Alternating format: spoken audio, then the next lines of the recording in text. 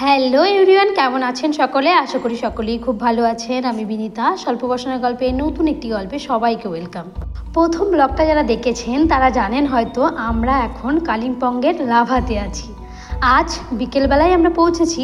তারপর চা খেয়ে চারিপাশটা ঘুরে দেখে আমরা চলে এসেছি এখন হোমস্টেতে। এখন রাতের খাবার দাবার সারছি। রাতের খাবার দাবার দুর্দান্ত ছিল। আলুর দম, রুটি, বেগুন ভাজা, এই সমস্ত দিয়ে খাবার দাবার খেয়ে ঘুমিয়ে পড়ি। চলুন। আজ 18ই অক্টোবর। দুর্দান্ত একটা সুন্দর সকাল।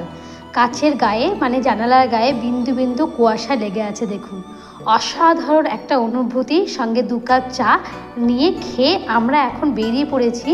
সামনেই রয়েছে লাভা মনেস্ট্রি। হাঁটা পথে এই 20 মিনিট। যেহেতু এটি পাহাড়ি রাস্তা তাই হেঁটে যেতে একটু টাইম লাগবে, তবে বেশ কাছে আমাদের হোমস্টে থেকে।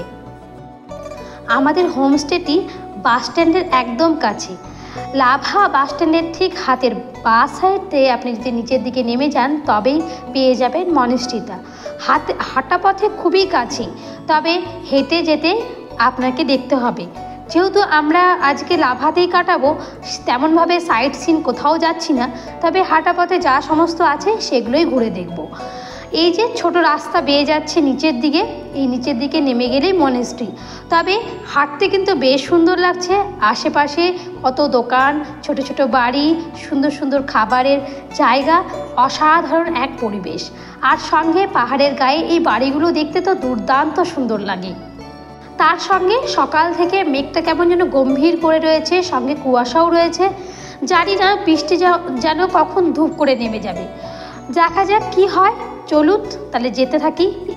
রাস্তার দুপাশে বহু দোকান, যেখান থেকে খাবার, পানীয় এবং বিভিন্ন রকমের প্যাকেটজাত খাবার সমস্ত কিছুই পেয়ে যাবেন। আশা করি আপনারা একটা দিন লাভাতে এসে কাটাতে ভালোই লাগবে। আমার মনে হয় সবারই একবার লাভাতে এসে ঘুরে যাওয়া খুব দরকার। খুব সুন্দর ছিমছাম একটা ছোট্ট পাহাড়ের গায়ে একটা ছোট্ট সুন্দর গ্রাম, যাকে মনোমুগ্ধ করে দেখতে ইচ্ছে করে সব সময়। আমরা একটা শর্টকাট রাস্তায় ঢুকছি। এখান থেকে নাকি তাড়াতাড়ি যেতে লাগবে, তার জন্য পাশে একটা ছোট্ট সুন্দর দোকান, যেখানে শীতের পোশাক বিক্রি হচ্ছে। আমরা তো বিভিন্ন জায়গায় ঘুরতে গেলে খুঁজি যে কোথাও কিছু কিনে ঘরের জন্য বা ঘরের মানুষের জন্য গিফট নিয়ে যাওয়া যায় কিনা। তো তেমন অনেক দোকান এখানে রয়েছে, আপনারা বিভিন্ন কিছু কিনে নিতে পারেন। আমরা একটা পাড়ার ভেতর দিয়ে যাচ্ছি, তবে যেটা দেখছি সেটা হচ্ছে পাহাড় আমরা ঘুরতে আসার জন্য যেমন সুন্দর, তেমন কিন্তু জীবনযাপন বা জীবন অতিবাহিত করার জন্য তো এমনই কষ্টকর।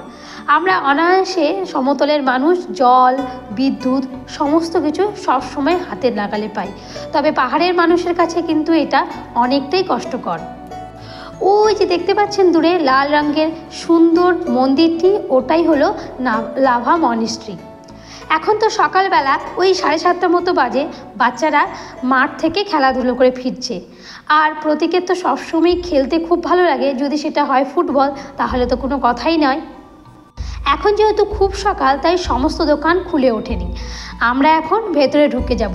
চলুন, আপনারাও সঙ্গে থাকুন। আচ্ছা, আমার ব্লগগুলো আপনাদের কেমন লাগে? যদি ভালো লেগে থাকে তাহলে প্লিজ লাইক, কমেন্ট, শেয়ার করবেন।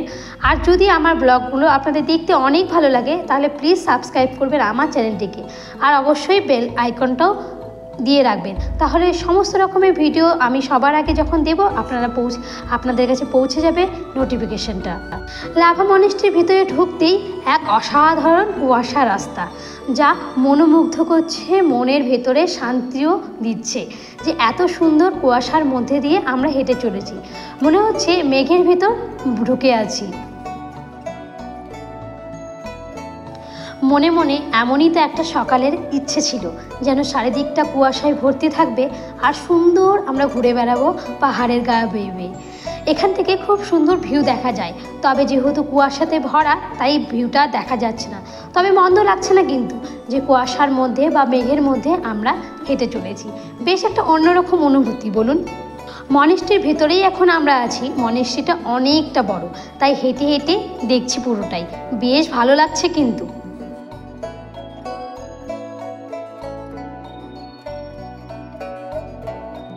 দেখুন কি দারুণ লাগছে তাই না? পাইন গাছগুলো, অসাধারণ এক প্রকৃতি আর অসাধারণ তার ভিউ, কি ভালোই না লাগছে।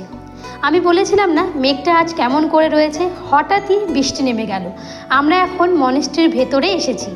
এখানে একটা সুন্দর স্বয়ং বুদ্ধা বসে রয়েছে ধ্যানমগ্নভাবে, আর সেটাই আপনাদের সঙ্গে দেখাবো। চলুন ভেতরের দিকে যাওয়া যাক। এই পাশেই রয়েছে মনেস্ট্রির বাচ্চা কাচ্চারা এখানে পড়াশুনো করে বা এদের ধর্মগ্রন্থ পড়ানো হয়। তো এখানে বেশি কথা তো বলা যাবে না, খুব আস্তে কথাবার্তা বলতে হয়। মনেস্ট্রিতে ভেতরে ঢোকার আগে জুতো খুলে প্রবেশ করতে হয়। দেখুন কি সুন্দর স্বয়ং বুদ্ধা বসে রয়েছে। মনেস্ট্রির ভেতরটা দুর্দান্ত সুন্দর এবং অনেক শান্তি প্রদান দিচ্ছে। মনে হচ্ছে স্বয়ং বুদ্ধা যেন এখানে বিরাজমান। আচ্ছা, এই যে দুপাশে গোল বড় বড় ঘোরানো যায়, এগুলোকে কি বলে? আপনারা যদি জেনে থাকেন তাহলে প্লিজ কমেন্টে জানাবেন। আমার খুব জানতে ইচ্ছে করে এগুলো কি, আমি সত্যিই জানি না। এই জায়গাটাকে এক অনবদ্য সুন্দর জায়গা। এখানে গিয়ে তো আমি মনোমুগ্ধ করে শুধু দেখছিলাম চারিদিকটা, সঙ্গে বৃষ্টি এক যেন অন্য রকমের সৃষ্টি। দেখুন বৃষ্টি কমে গেছে, আবারও মেঘ চলে এসেছে। মানে এই বৃষ্টি এই মেঘ, এ এক অন্য রকমের খেলা আর অন্য রকমের মেলবন্ধনও বলা যেতে পারে। এখানে ঘুরতে ঘুরতে প্রায় 1 থেকে 1.5 ঘন্টা আমরা কাটিয়ে ফেলেছি, তবুও মনে হচ্ছে না যে এখান থেকে চলে যাই। তবে হালকা হালকা খিদেও পাচ্ছে, এখান থেকে খুব তাড়াতাড়ি বেরিয়ে যেতে হবে আমাদেরকে। তবে চারিপাশটা আরও ভালোভাবে দেখতে চাই।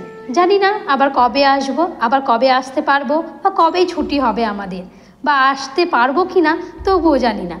তাই আরও কিছুক্ষণ এখানে থেকে যাওয়ারই ইচ্ছে রয়েছে।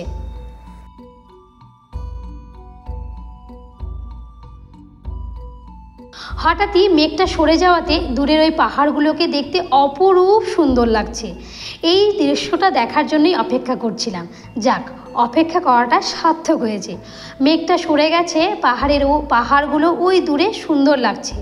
চারিপাশটা কুয়াশা, মেঘে ছাড়া, কখনো মেঘ আসছে কখনো বৃষ্টি হচ্ছে, এক অন্যরকম। চলুন এবার ফিরে যাই হোমস্টেতে। হোমস্টেতে এসে একটু মোমো খেয়ে একটু রেস্ট নেব, তারপর আবার বাইরে বেরোবো। তাহলে আজ তবে আসি, আবারও নতুন ব্লগে আবারও দেখা হবে আপনাদের সঙ্গে। তার মধ্যে আপনারা ভালো থাকবেন, সুস্থ থাকবেন, সাবধানে থাকবেন।